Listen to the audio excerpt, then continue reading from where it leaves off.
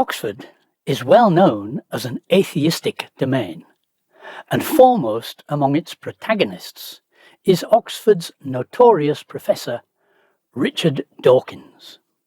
It was decided to have a debate at the Oxford Union as a memorial to the great Thomas Huxley, who, as we saw last time, had put evolution on an unassailable footing in that same debating hall. Professor Edgar Andrews from London and Professor Arthur Wilder Smith from Geneva would defend creation.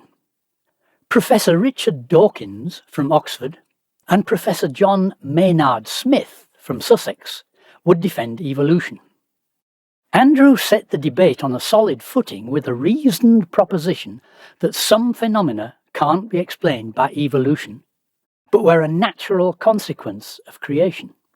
He singled out 4 such phenomena: the ultimate origin of matter, space and time, the existence of natural laws, the origin of life, and the origin of mind. Dawkins then spoke for the opposition. When listening to a recording of the debate, I eagerly awaited a response to some of these points. I was disappointed. He launched into a diatribe against Professor Andrews and creationists in general, but never mentioned any of the points Andrews raised. Well, Madam President, you would never think to listen to the philosophical reasonableness of Professor Andrews' speech that here was a Bible-thumping believer in the literal truth of the first chapter of Genesis. Here is a book, From Nothing to Nature, written by Professor Andrews. I'm always being bombarded by theologians and others with creationist literature, and I brought along a couple of good things. One is Professor Andrews' book, as I've said.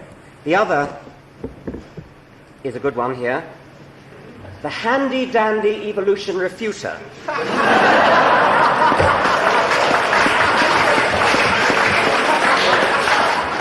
Which is designed to be carried around, provides the answers to practically every question the evolutionist can raise based on the latest scientific evidence. Try on your friends. How old is the Earth? Amaze them with your knowledge of the radiometric clock. Be the first on your block to really know the truth about life on other planets, the greenhouse effect, and lunar tides.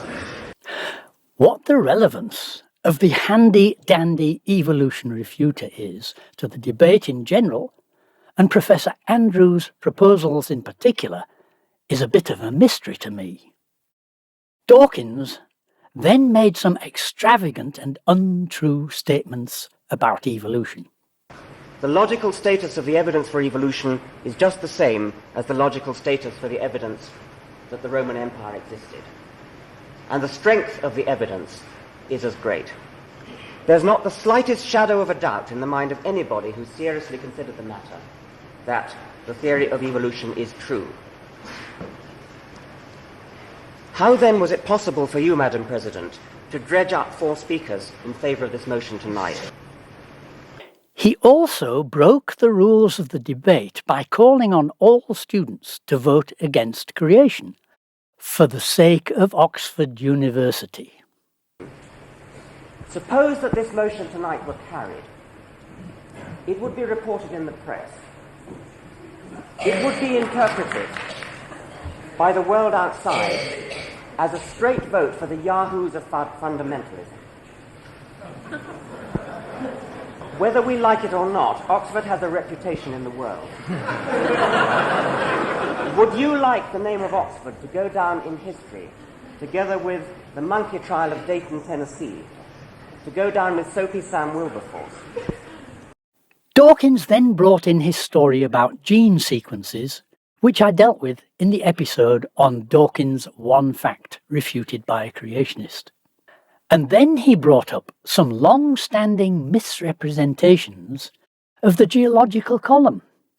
We looked at most of them in episodes 23 to 28. Professor Wilder Smith started his speech by giving equations for evolution and creation.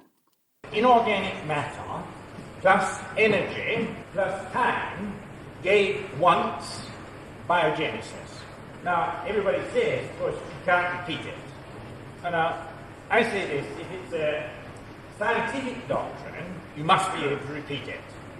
And as we can't, it is therefore falls by the board as being unscientific. You can't repeat it.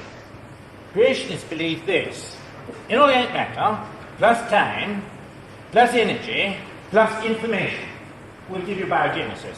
Now, every scientist that's working in biogenesis today, Spiegelman and Kornberg, they did it by that method.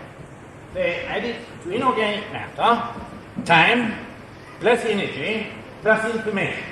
He then gave biochemical explanation of the impossibility of life coming into existence by chance.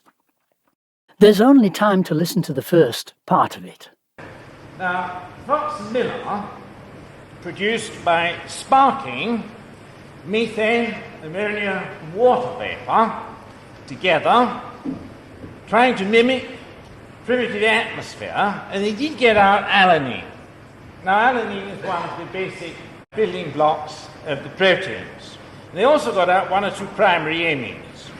Now, alanine is a bifunctional molecule. It has the amino group on it, and it has the COH group on it, and it will polymerize, and it will produce long chains. The system also produces some primary simple amines, which are monofunctional. Life is known to run on two types of polymer. One of the polymers is the protein type polymer, and the second type of polymer is the DNA type, the nucleotide type polymer. To get a polymer to be produced from any bifunctional molecule, you must have the polymers present in the correct equivalent proportions.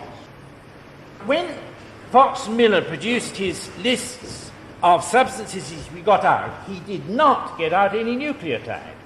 There is no evidence for that at all, none whatsoever. And yet you'll find repeatedly brought out in evolutionary books that he got out some forms of nucleotides. This isn't true.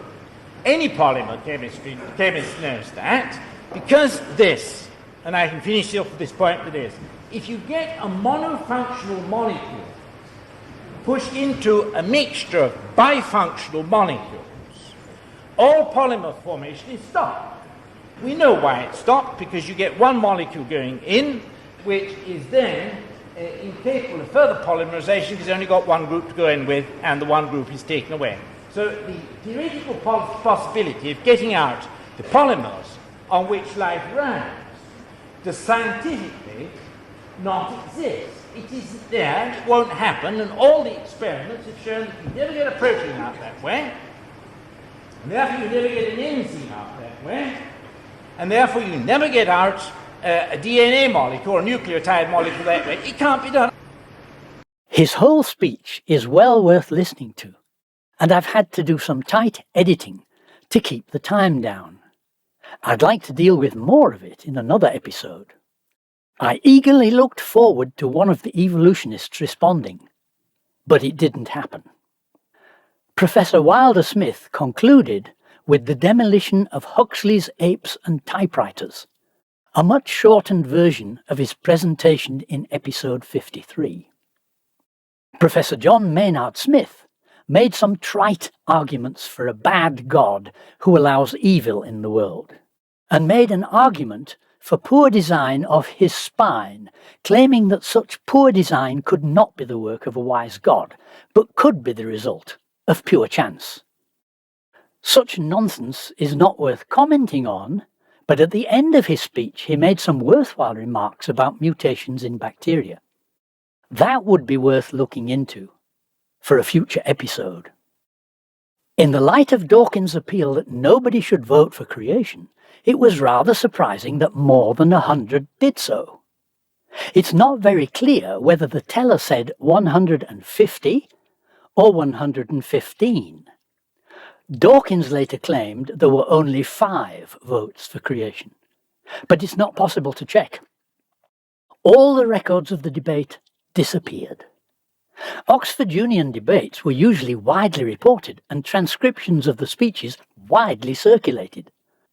But this debate was removed from the records, and the only reliable account is the tape recording from which the sound bites in this episode were taken. After this debate, Dawkins firmly refused to debate again with any creationist. Actually, almost all evolutionists now refuse to debate with creationists. In the 1990s, I had many debates in Europe, England, America, Canada, South Africa. But it only takes one debate for an evolutionist to see the weakness of the arguments for evolution. Nobody has agreed to debate with me for nearly 20 years. Thank you for joining me for this episode. If you enjoyed it, please like, subscribe, and press the bell so that you'll be notified as I release new movies. If you'd like to support this project, you're welcome to do so through Patreon. Find a link on my channel banner and in the description below.